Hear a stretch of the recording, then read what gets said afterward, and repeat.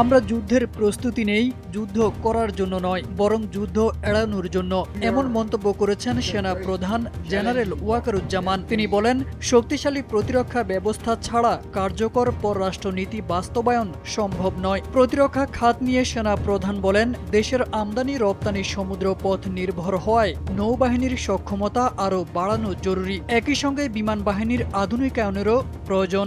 এ সময় তিনি বলেন, বিমান বাহিনীর কথা যদি বলি, দীর্ঘ সময় ধরে আমরা মাল্টি রোল কমব্যাট এয়ারক্রাফট ক্রয় করিনি।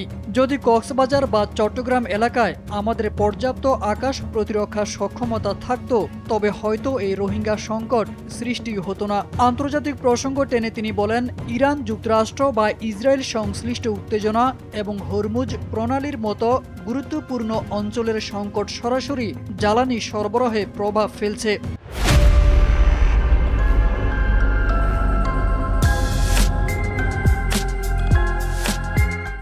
দেশে একমাত্র রিফাইনারি ইস্টার্ন রিফাইনারি থাকায় চাহিদার তুলনায় খুব কম পরিমাণ তেল পরিশোধন সম্ভব হয়, জানিয়ে সেনা প্রধান বলেন, স্বাধীনতার 5 দশক পার হলেও দ্বিতীয় রিফাইনারি গড়ে না উঠায় পরিস্থিতি আরও জটিল হয়েছে। বৃহস্পতিবার মিরপুরে ন্যাশনাল ডিফেন্স কলেজ পরিচালিত ক্যাপস্টোন কোর্সের সমাপনী অনুষ্ঠানে প্রধান অতিথির বক্তব্যে তিনি এসব কথা বলেন।